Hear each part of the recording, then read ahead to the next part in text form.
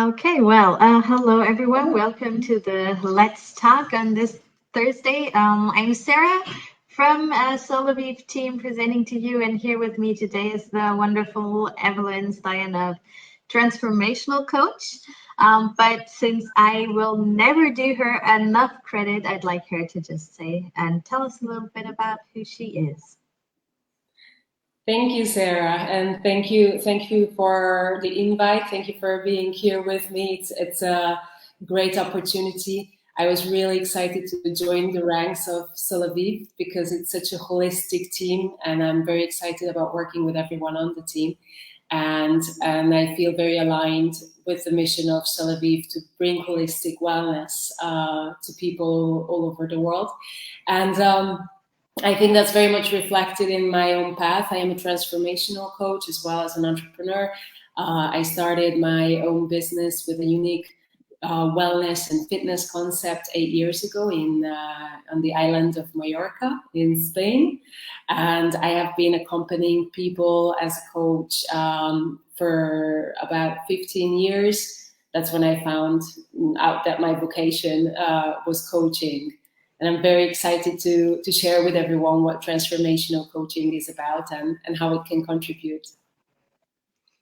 That's wonderful. Thank you for sharing that and quite the impressive journey. I can only envy you, especially living in warm places. A dream of mine, still yet to have been achieved. But maybe to explain a little bit of for all of us who are not too familiar with the term yet, could you tell us what a transformational coach actually does? What is this role and how does it differ from that of a life coach?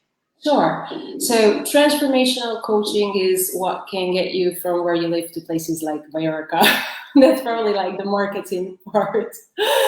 But jokes aside, I think I would really define the difference in that coaching and life coaching is in general more about the doing, whereas transformational coaching is more about the being. There are many topics that we can work on within coaching, ranging from performance or sports performance topics through improvements in communications, in healthy limits, or even relationships, improvements in work-life balance. Transformational coaching works on who people really dream of being. It works with a person's essence. It works with how they realize themselves in their dreams in their everyday life, and how they can design and create a life that really is worth living and makes them feel fully alive. And there are many areas as well. You know, it's not just limited to one area. Transformational coaching can accompany a person in changing their career, in implementing an important career change, as well as changing their relationships into something more fulfilling, something, or getting out of a relationship that has become toxic, or that has become not that is not aligned with who they are anymore. So it really helps people create and embody that life of their dreams. Yeah, this is really interesting, especially thinking of how much journeys or different ways of journeys we can take throughout our life. Just when you said like maybe even fulfilling those goals, I just immediately had to remember back when I was about 16. I dreamt about becoming a mechanic in California. Then at Wow. some point I threw that overboard. I still have a love for cars, but I thought mechanic might not quite be the right path for me.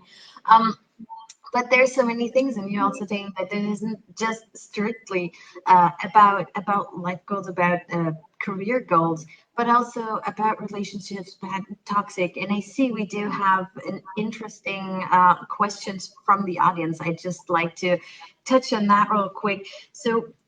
What we have here is what would you recommend as a first step for someone who is involved in a bad or toxic relationship? As an absolute first step, and this is going to be, perhaps this is not what you would expect, but I would really recommend the person to seek help. And I believe that when we are in a situation that is toxic, and especially if the person might be subject to physical or emotional mental abuse, we are not in a position, nor should we be, to be able to protect ourselves and to take that first step out in the right direction alone. My most important message to everyone who is living in this relationship or is experiencing this situation right now is to ask for help. You're not supposed to figure this out alone. I think that's really important. And whether that's the help of a coach, therapist, whether that's the help of an association. In many countries, there are associations that help families of alcoholics, families who are partners who live who have an abusive partner. There are many different sources, or if it is just a trusted friend, somebody in your personal environment. But my absolute first recommendation is to ask for help, because nobody can change these, or it's very hard to change this. It's not that you can change them alone, but it is more difficult, and you don't have to put yourself through that hardship. There are always people out there who are willing and eager to help and help along the way. Yeah, thanks. And that is a powerful message, because of course that first step is so hard for us. And Yeah. maybe even thinking of that term coaching, if we hear that term coaching for the first time, it's not always easy. What does that mean? Will someone take me by the hand and lead me? Am I supposed to do most of it myself? Maybe you can give us some insight about what your approach or your method is like when you work with clients. Right. Thank you so much for asking this, because this is actually one of the areas that I think are so important to talk about. There are many different definitions of coaching out there, and I think there are about as many methodologies as coaches. And just like with therapy as well, or with any type of relationship, it's really important that the chemistry should work. You should feel the person that you are about to embark on this journey on with, you should have chemistry, you should feel comfortable with them, you should trust them. The definition that I really like to apply for coaching is that the coach is a person that is a sounding board. They are there to accompany you to activate and embody your maximum potential. And I really loved what you shared about your own story before, that you said that you wanted to be a mechanic, because it's such a great example how throughout our life, and not just when we're teenagers, but really literally throughout our life, we can have totally different dreams and aspirations. And it's really important to have that agility and that flexibility to be able to progress through them. And transformational coaching, apart from accompanying the person in empowering themselves by recognizing their resources, by defining goals and helping to design dreams that are more concrete. Transformational coaching goes a little bit beyond, insofar as that it works with the deepest beliefs and definitions of the person about themselves. So it helps people create and design a new definition of themselves that allows them to let go of those limiting beliefs, to recognize them, let go of them, to empower themselves throughout the resources that they already have today, recognize what are new resources that they might not have, or that they might need to connect to, that they might need to tap into and develop, and be able to create that life that really makes them feel alive, whether that requires a career change, changing the relationship, or literally just, and really just, that's between big quotation marks, letting go of those negative self-beliefs that block you from enjoying your life. Yeah, and I imagine, especially now, looking back at these past 1.5 years already that we have been dealing with the pandemic, this is going to be a huge part of what has an impact on us. So what you just said, giving us that opening, that idea of how we can approach taking our own steps, our next steps, even through guidance, that is really wonderful and inspiring to hear. Thank you for that. So we did, of course, also a little bit of research when we were thinking about, okay, what are the wonderful things we can touch on with you? And we looked at Carol Dweck, a prominent professor at Stanford University. Mm-hmm. It is what she told us is that individuals who believe in their talents and can be developed in talents can be developed through hard work, effective strategies, constructive input from others. But the important thing was of having a growth mindset. And people who have that, they tend to be more successful and achieve more objectives than those with a more fixed mindset. So basically those who believe that their talents are somewhat of innate gifts. And this is because they spend less time worrying about looking smart or focusing their energy on learning instead. So what we can see from your profile is that you studied business, but then in 2009, your career path just changed drastically. Is this sort of a reflection of growth mindsets, like going from your experience? What are key elements of a growth mindset, and what are some tips that you could follow or to cultivate such a mindset? Sure. I think I have perhaps become a transformational coach because it's part of the pattern of my personality that I'm very curious by nature and very attracted by change. So I was fresh out of university I was in my first job in IT, in the corporate world, when I came across coaching. And that's when I realized I did a training, a program, a certification program that lasted about 2 years in Vienna. I used to live in Vienna at the time. Oh. And I realized that that's it for me. This is my vocation, accompanying people and being allowed to serve in that way, accompanying people on their journey. That is where I feel most at home. And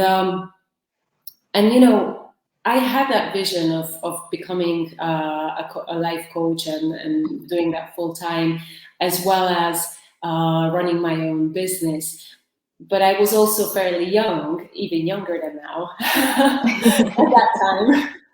And that vision had to wait a little bit because there were other experiences that I wanted to gather. And part of that was working in the corporate world and learning whatever I can. And another dream of mine was running a company, not necessarily my own company, but running a company and being in a director or CEO position and leading teams. That was something that I always found attractive. I studied it and it was something that I wanted to realize. So thanks to the curiosity, I was looking to widen my perspectives, and thanks to that innate drive to achieve more, to experience more, and to grow more, I have ended up in a position where I was running a US company that was putting on big events all over the world, and that was already something that was geared towards evolution and consciousness. And from there, it was only a step to start my own business that finally fully focused on accompanying people in their evolution. And you mentioned something that I wanted to briefly touch on, because I think it's really an important topic for the situation that we have been in the last 18 months. There are many, many studies out there that say that as many as 1 out of 4 employees are looking for a career change. And according to a last one that I came across that was from Forbes, the main reasons are that people haven't been feeling like they've been able to evolve in the current environment, the pandemic environment. So many people have felt stuck in their positions, or have felt that they have put in all the hard work to help the companies get through the crisis, to adapt. And at the same time, they haven't been able to evolve enough.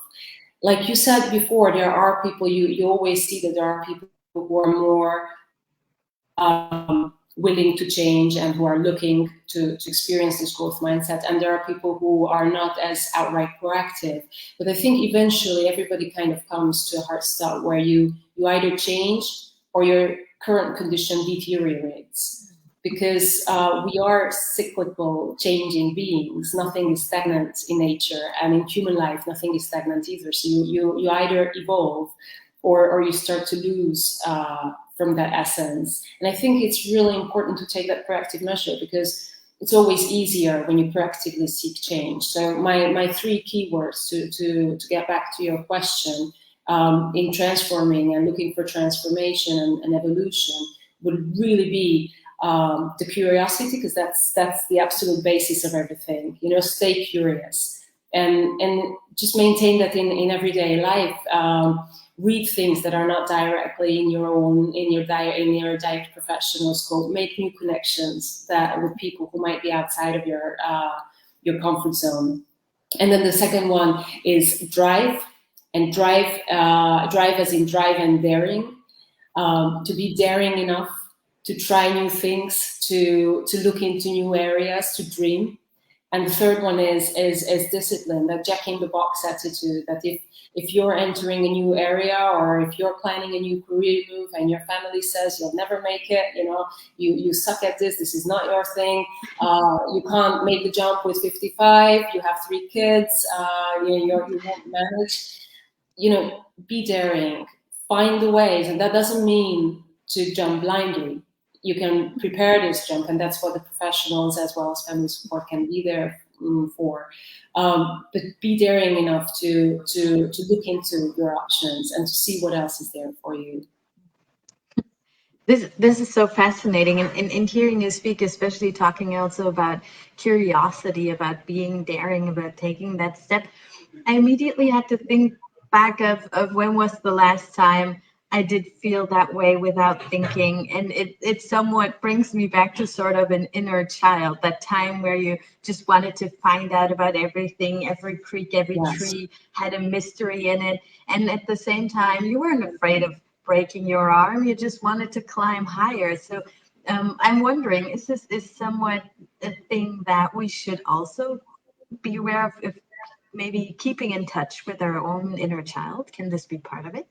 Absolutely. And keeping in touch with our own inner child, while at the same time recognizing that we have learned so much since childhood and that we can really rely on that learning. Because the beauty of learning for children is that they are innately curious, and they learn through curiosity. There's a new path, there's a new thing, I go touch it, I put it in my mouth, I try it, I taste it, I smell it. That's how children grow and learn, right? And as we become adults in many cultures, and in Western cultures especially so, learning by doing and by becoming is discouraged. So our culture says it's okay to make mistakes, right? And many companies and relationships have that as a motto. It's okay to make mistakes, but just wait until you make one. Because society at large is not so accepting of mistakes. And I think it's really important to keep in touch with that inner child, encourage it to experience, to try, but also with the learnings and with the commitment that comes with maturity.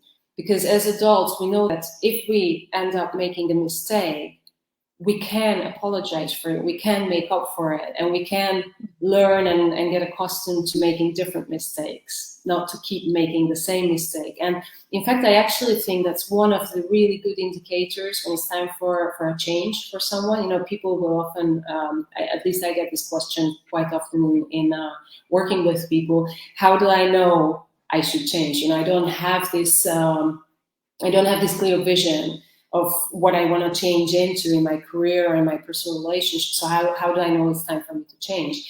And one of the ways for you to know is that you get tired of your patterns, that you keep running into the same patterns that are not quite comfortable, and you grow tired of them. You grow bored of them. Yeah, definitely. And I think maybe taking jobs as an example, that's maybe a part where we very quickly notice patterns that we're not happy with anymore, that we're beginning to feel uncomfortable with. So maybe that as an example, if I start noticing that, what would be a first step for me to take if I want to make that change, if I want to find my path, to open myself to that mindset I need to be able to make that change?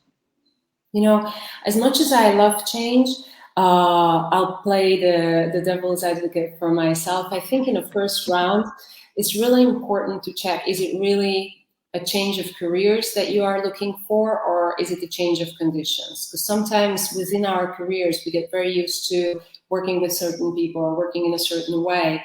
And if we could talk to the people we work with or to direct supervisors and create a change in our immediate working condition that would already be enough to fuel an evolution. What I want to say with this is that change doesn't always mean something massive, like changing careers completely. It can totally mean talking to your direct supervisor and seeing whether different opportunities available in a different area.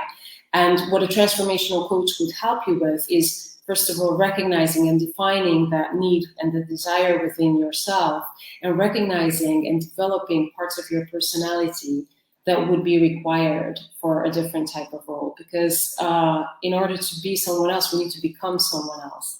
And even within a work context, that is sometimes the case, that you could totally have a bigger, more fulfilling opportunity within the same company or within the same sector if you can make that step of becoming someone slightly different.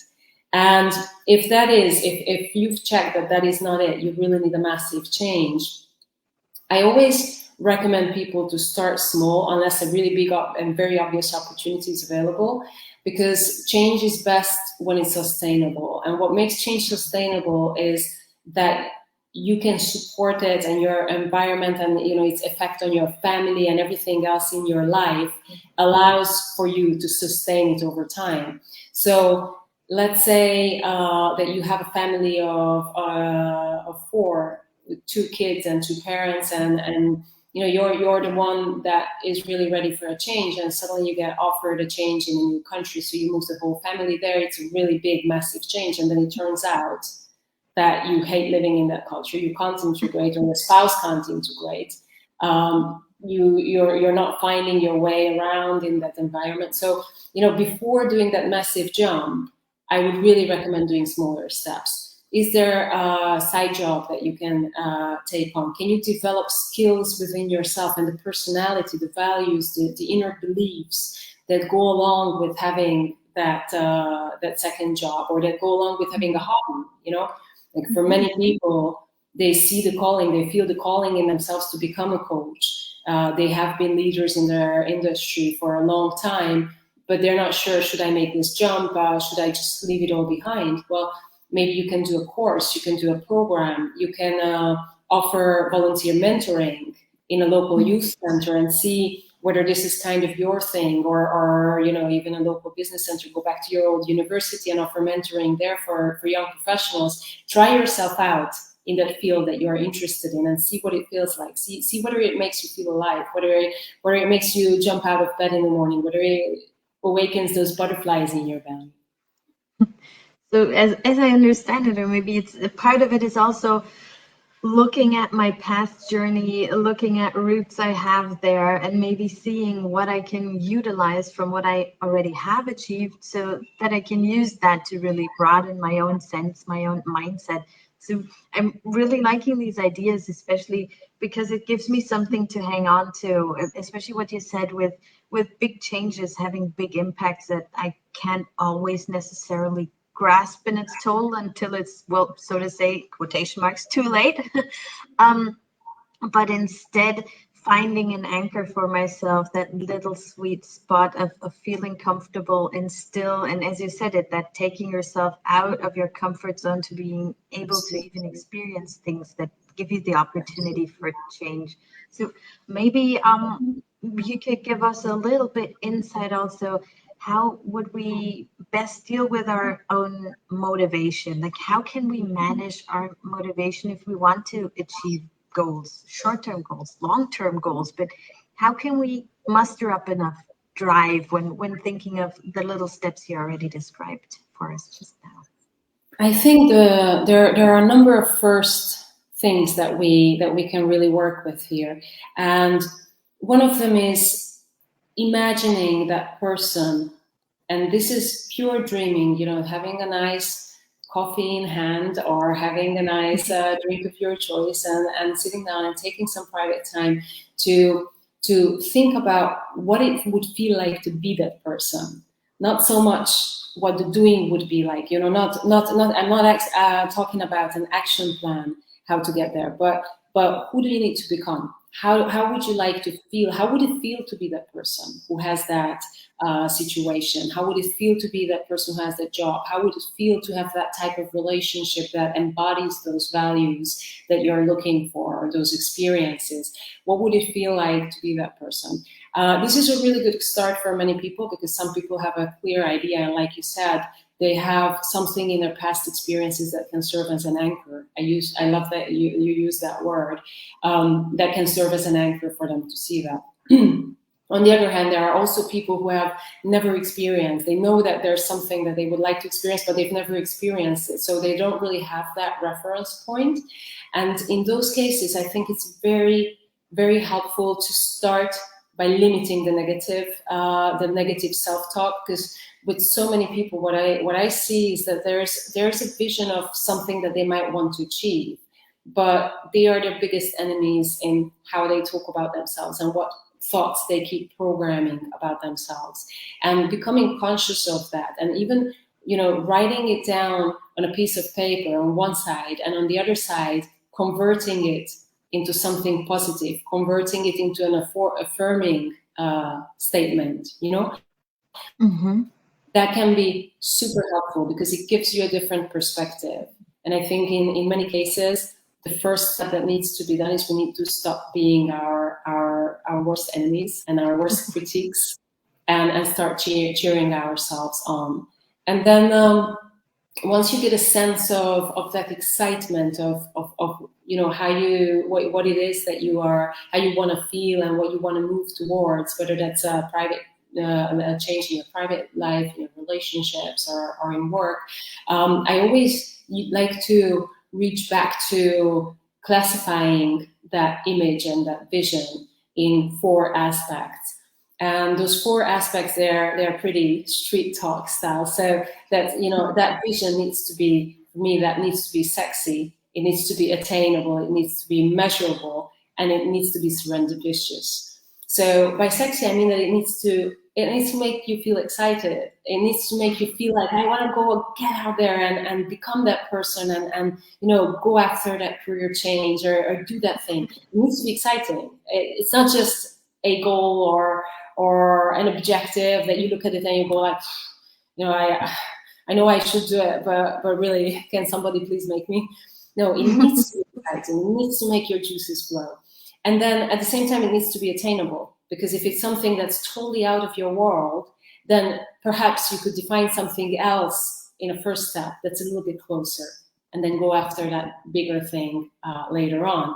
It needs to be measurable, because measuring things is our feedback mechanism. So that's where we can set milestones for becoming, and milestones for understanding what it is that we need to, the experiences we need to gather, the traits that we need to develop in ourselves in order to become that person who can have that change.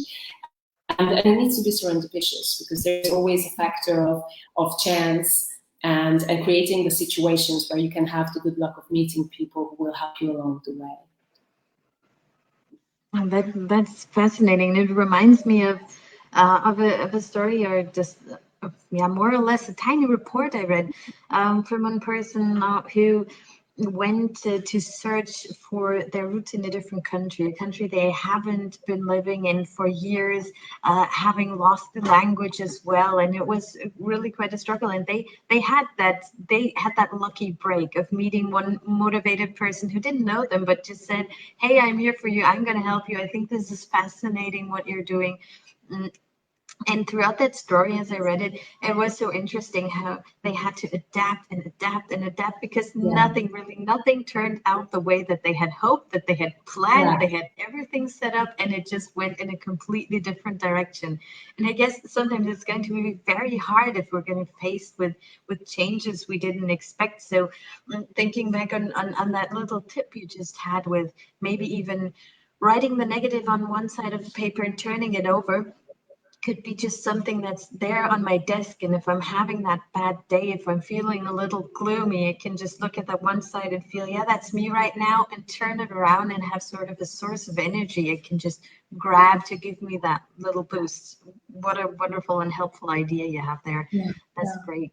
Yeah, sometimes it's really small steps, and with these things, sometimes and I really want to make a point of this. Sometimes you don't have to have the answer. It's enough if you create an opening. So if you have a limiting self-belief, like for example, my relationships, I'm just literally making this up as we go, my relationships are always a disaster. It's something that I hear from a considerable number of clients, especially women, or what I identify as women.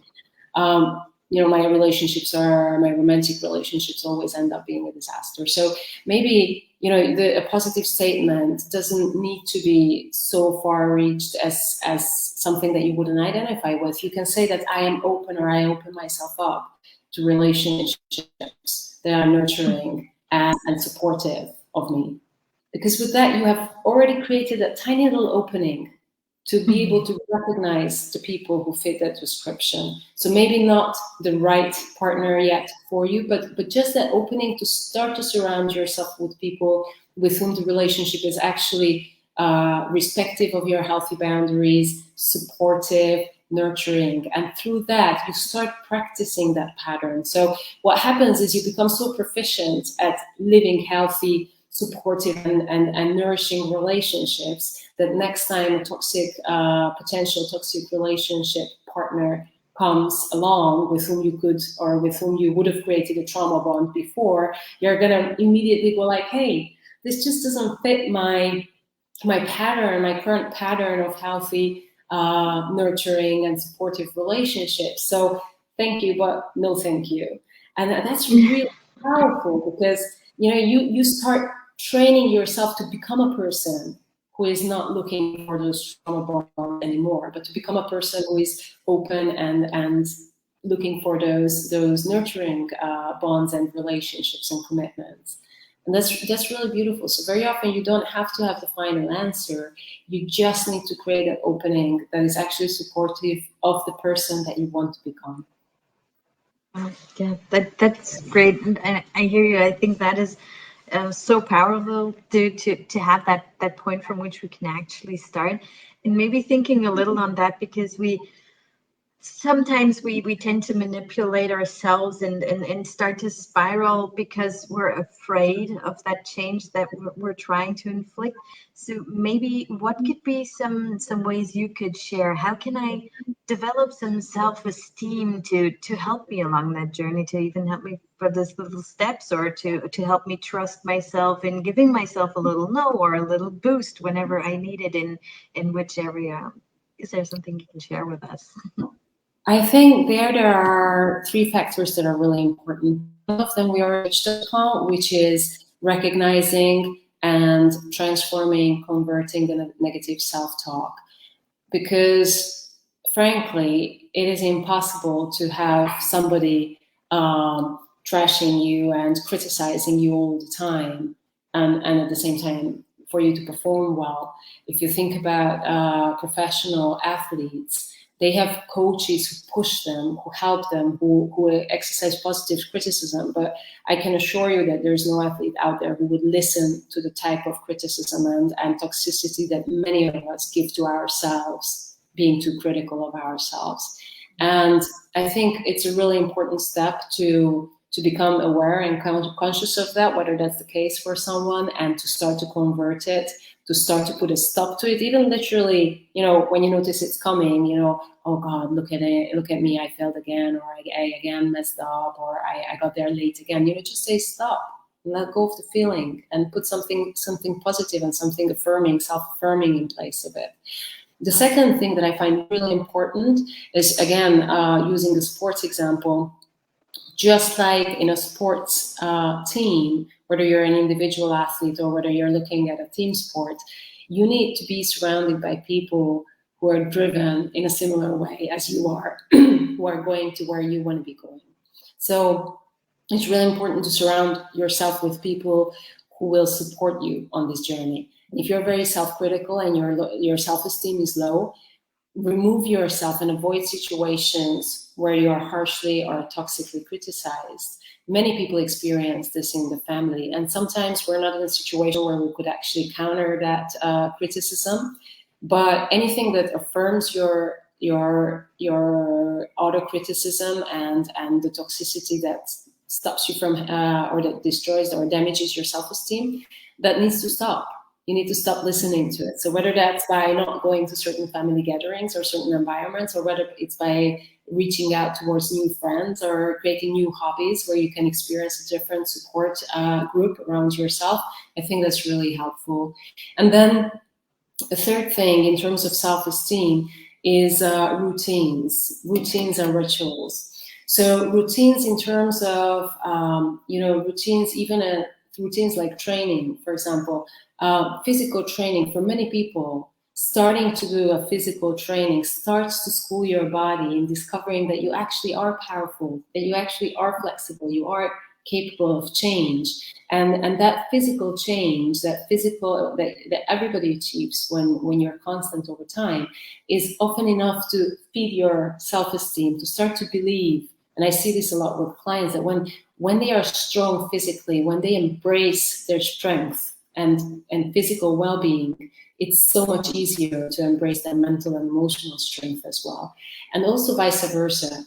The rituals, today we have very few rituals compared to previous ages. I think rituals are really essential. It's very hard to be high on self-esteem and drive yourself with a crazy workload, with no time to rest, no time for yourself. So I think those little moments, whether you create moments of mindfulness between meetings where you just sit in nature and have a coffee, or whether it's a little ritual upon getting home, leaving your work outside and creating a little temple inside your home, or a little reflective, meditative corner where you change and you leave the stress outside before reuniting with your family. So those rituals are really helpful. Or even just a hot shower, for some people are not as spiritually open, but a hot shower can be your ritual to getting rid of the stress of the day and being respectful towards yourself. So the more you're respectful and loving towards yourself, the more you are supportive of yourself, the way you would be of your child or of your best friend, the more it is possible for you to believe, to develop that self-esteem, to be esteemed, to be appreciated by yourself. Amazing. And I especially thank you for also having those little examples of what we can do, because sometimes it seems like such a huge task, especially developing a new ritual. We think that we may have to have some huge open mindset for that, but breaking it down to something as small as that shower we could have is a wonderful warm place to think of, actually. And I was just it really is small steps, and I think it's important to understand that for change to be sustainable and sustainable in the long run, it's important that it should be small steps, because any radical change is likely to change back radically. It's very important for the person to be able to embrace fully their change, and to be able to believe that they have become a new person who is capable and absolutely habilitated to live that dream job or have that dream relationship. In taking on your example, especially from athletes, that made me think of one tennis player whom I've read about, who failed a tournament, and stakes are always very high, especially if they're at a top level when competing. And a lot of very, very negative feedback was thrown at this person: insults, harassment, intimidation. And that is such a dark place to be pulled into. And this all came through social media, which is something that we all use on a daily basis. Sometimes even this is what we do to unwind. We use things like Instagram to scroll through, just to give ourselves some little nuggets of knowledge, but most of the time to just see a couple of things. And this takes up a lot of time, and especially if we're thinking of what we get for self-esteem, if we focus on likes, if we want that outward appreciation, how can we refocus that also for ourselves to not get sidestepped, to not spiral in that journey we're trying to take when implementing change for ourselves? I think the word that you use, focus, is really important because we live in a world where there is a lot of noise. That's inevitable. That's the nature of our world, and I think in the next 10 to 15 years, it's going to get more intense as a lot of careers will change radically, as a lot of current jobs will fall away, as very basic things in society, even like are going to change completely thanks to technology. So noise is not likely to get less. And I think in that respect, it's really important for us to be able to focus. First of all, to know why we're doing things. Bullying is a major issue on social media. So I think on social media, it's really important to be aware of what you're doing there, why you're there, and what it is you're looking for. Because if you are there for growth and development and inspiration, then the type of accounts that you need to follow and the way you need to set up your account need to support that. Many people create a social media account because they want to kind of share and put themselves out there and invite feedback. But when you invite feedback, that can be supportive or it can be really destructive. And I think it's important to understand what we're doing there. Is it true connection and knowledge that we're seeking, or is it actually attention that we're seeking? And it's important to differentiate between those two, as well as it's important where you focus your energy. It is possible to shut down haters. It is possible to shut down toxic family members. There are tools for this that can be learned, even if you didn't learn it as a child or as a young person. There are absolutely patterns and tools and language that can be used to shut down those people and to create a safe space for yourself. So I really think that it's important for us to focus on growth and focus on people who are supportive and constructive, because if you try to change the rest of the world, the haters and the bullying, then you're ultimately going to drown. And I think it's really important, especially for parents, to transmit this towards the kids and to teach them to seek out and create safe environments around themselves, to not have, the popularity cost them their health, their mental health and physical health. And very important point actually also about how early this will start, what an early stage, even thinking of childhood. I mean, for us, we weren't in that smartphone age yet, so that was taking out of the equation. But still, learning to build self-esteem was something that we really look up to our parents if we have them, if they can be that role model for us. I mean, of course, there are always circumstances where this might not be possible, but thinking of a situation where we do have this, thinking of parents now bringing up kids or teenagers now, what is a way of how they can convey or help them along that journey, maybe even be that sort of coach and mentor, while taking into account that sometimes during puberty, the last person we want to listen to is our parents. So it's not always easy for parents to be that role model. Is there maybe something you can think of, a tunnel, a wormhole where we can reach each other for that? I think, and this is something that I emphasize a lot with parents when I'm working with parents, that the baseline where we start out from is that you are a role model, whether you want it or not, and your kids will always ultimately look at and look up at and copy who you are, not what you say, but who you are. Children are especially skilled at detecting inconsistency. So I think one of the things, just to use our previous example, if you as a parent say that social media shouldn't upset you about your comments on social media, or bullying shouldn't upset you, but you as a parent are on social media all the time and you get back and you fight back on commenting on different things, and you engage in this type of behavior, it doesn't matter how much you say to your child that they shouldn't get upset, because what they see is that you're sucked into that vortex. And I think there are two things that are really important. One is being.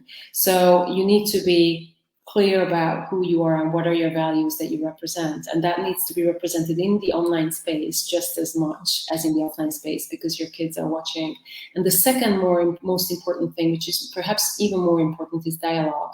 To talk to young people and to children, to talk to them about these things, to everybody at their own age limit. So, the explanation to a 5-year-old will be different, equally candid and open and truthful, but it will use different terms than to a 15-year-old. But have the dialogue and be brave and courageous enough to stay in the dialogue, even if it might feel uncomfortable, or even if you have to, as a parent, admit that you don't have the answers. But commit to having the conversation, commit to going after the answers and finding the answers and getting back to your child, and have the dialogue. That's the starting point. It is key, yeah. Yes, it's so important. And I think if we think about that distancing we have had, how communication was at some points harder than it used to be because we weren't used to talking to other people as much. What would maybe be an idea of having that dialogue open, not only thinking parent-child, but just with other people around when we get back into really having that social contact we were used to, but maybe now we're a little anxious, and how to approach that and how to conduct ourselves maybe in a group, but still wanting that communication to give us the security that we want to improve on ourselves. Are there also little steps that we can have in our mind or in the back of our mind to help us along with that?